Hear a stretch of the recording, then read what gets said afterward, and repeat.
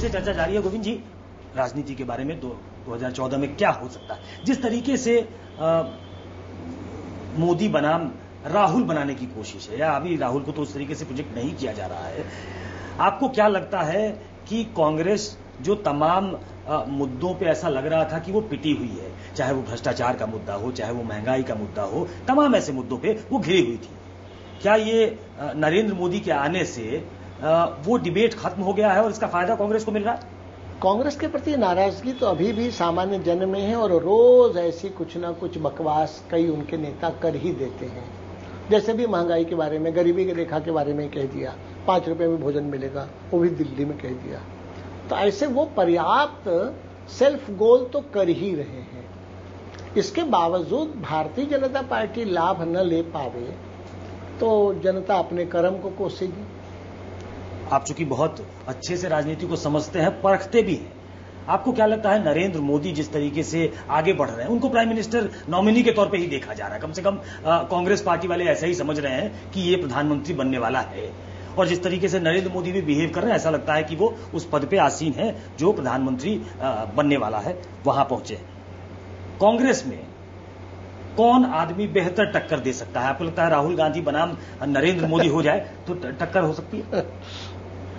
कांग्रेस के लोग स्वयं इसमें परेशान हैं। और एक बात, कांग्रेस के लोग भी तो प्रोजेक्ट कर रहे हैं श्री नरेंद्र मोदी को, क्योंकि उनको लगता है कि उनका पॉलिटिकल फॉर्चून सबसे अच्छा रहेगा अगर नरेंद्र जी यहां उम्मीदवार बन जाएं। और नरेंद्र मोदी जी को भी ऐसा लगता है कि जितना ज्यादा उनके व्यक्तित्व के इर्द गिर्द चुनाव को वो ढकेल पाएंगे, उतना ज्यादा बीजेपी की सीटों को बढ़ाने में वो कामयाब होंगे।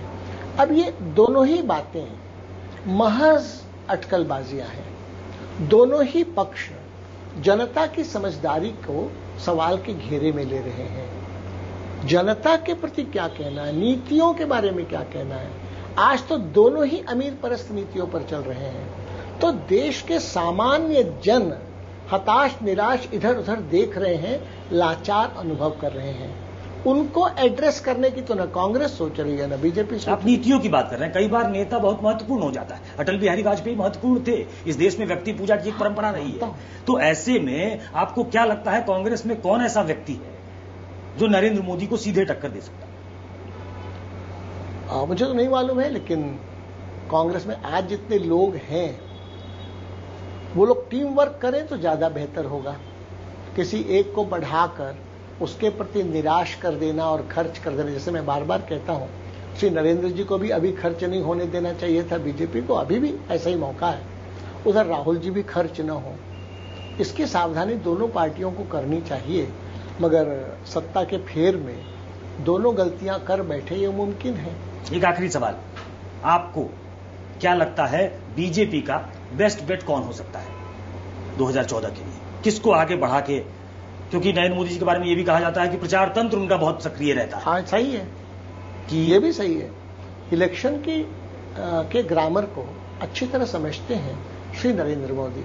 मेरा ऐसा मानना है, टीम के नाते से ही लड़े अगर भारतीय जनता पार्टी तो उन्हें ज्यादा चुनावी फायदा होगा। किसी भी व्यक्ति को घोषित कर लड़े तो वो इतना फायदा नहीं होगा। यही बात मैं कांग्रेस के बारे में भी देख रहा हूं। शुक्रिया गोविंद जी। ये थे गोविंदाचार्य, अपनी बेबाक बात के लिए जाने जाते हैं, और इसी तरीके से उन्होंने कहा कि दोनों ही, चाहे वो कांग्रेस हो बीजेपी, दोनों ही अपने बेस्ट नेताओं को खर्च कर रही है। ये शब्द इस्तेमाल किया गोविंद जी ने। फिर किसी और शख्सियत के साथ होगी मुलाकात। शुक्रिया।